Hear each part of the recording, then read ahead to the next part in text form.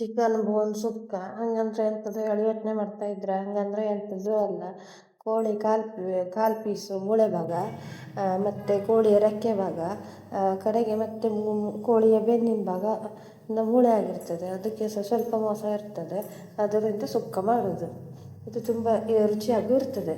ಪಾತ್ರೆ ತಗೊಳ್ಳಿ, ಪಾತ್ರೆಗೆ 3-4 ಚಮಚ ಎಣ್ಣೆ ಹಾಕಿ, ಎಣ್ಣೆ ಹಾಕಿದ ನಂತರ ಎಣ್ಣೆ ಕಾದ ನಂತರ 2 ಚಮಚ ಶುಂಠಿ ಬೆಳ್ಳುಳ್ಳಿ ಪೇಸ್ಟ್ ಹಾಕಿ ರೋಸ್ಟ್ ಮಾಡ್ಕೊಳ್ಳಿ. ಆಮೇಲೆ 2 ಈರುಳ್ಳಿ ಗೆಡ್ಡೆನ ಹಾಕಿ ಚಂದ ಮಾಡಿ ರೋಸ್ಟ್ ಮಾಡ್ಕೊಳ್ಳಿ. ಅದ್ರ ನಂತರ 3 ಟೊಮೆಟೊ ಚಲೋ ಹಣ್ಣಾಗಿರೋ ಟೊಮೆಟೊ ಹಾಕಿ ಚಂದ ಮಾಡಿ ಬೇಯಿಸ್ಕೊಳ್ಳಿ. ಟೊಮೆಟೊ ಫುಲ್ ಮೆತ್ತಗಾಗೋ ತನಕ ಚಲೋ ಮಾಡಿ ಬೇಯಿಸ್ಕೋಬೇಕು. ಅದ್ರ ನಂತರ ತೊಳೆದಿಟ್ಟ ಚಿಕನ್ ಮೂಳೆ ಪೀಸ್ನೆಲ್ಲ ಪಾತ್ರೆ ಒಳಗೆ ಹಾಕಿ 1 ಚಮಚ ಅರಿಶಿನ, 2 ಚಮಚ ಹಾಕಿದ್ದು ಅರಿಶಿನ, ಆಮೇಲೆ ಸ್ವಲ್ಪ ಉಪ್ಪನ್ನು ಹಾಕಿ ಸರಿಯಾಗಿ ಮಿಕ್ಸ್ ಮಾಡ್ಕೊಳ್ಳಿ.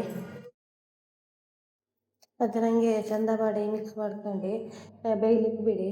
ಇನ್ನೊಂದು ಪಾತ್ರೆ ತಗೊಳ್ಳಿ, ಅದರಲ್ಲಿ 4 ಚಮಚ ಎಣ್ಣೆ ಹಾಕಿ ಅದಕ್ಕೆ ಚಕ್ಕೆ, 4 ಚಕ್ಕೆ, 8 ಲವಂಗ, 2 ಏಲಕ್ಕಿ, 1 ಜಾಯಿಕಾಯಿ ಹಾಕಿ ಚಂದ ಮಾಡಿ ಹುರ್ಕೊಳ್ಳಿ.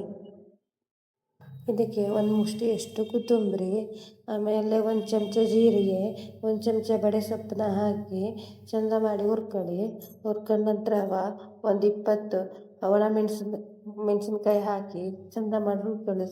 ಸರಿಯಾಗಿ ಗರಿ ಆಗೋ ತನಕ ಮೆಣಸನ್ನು ಹುರ್ಕೊಳ್ಳಿ. ಅದಕ್ಕೆ 1 ಇಂಚು ಶುಂಠಿ, 1 8 ಬೆಳ್ಳುಳ್ಳಿನ ಹಾಕಿ, ಆಮೇಲೆ 1 ಅರ್ಧ ಈರುಳ್ಳಿನ ಹಾಕಿ ಹಾಗೆ ತಣ್ಣಗಾಗಲು ಬಿಡಿ.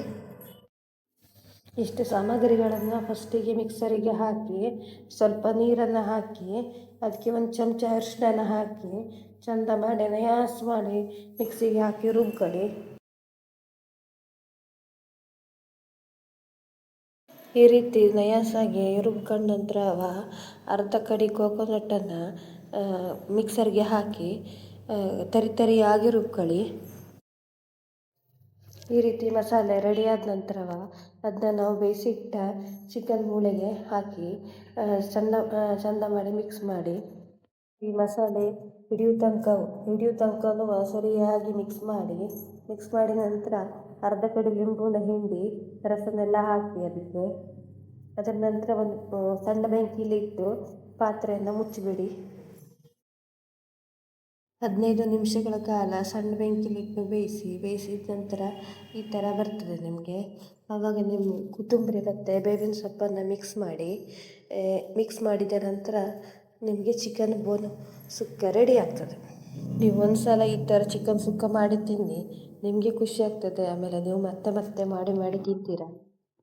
Okay, thank you for watching. Bye.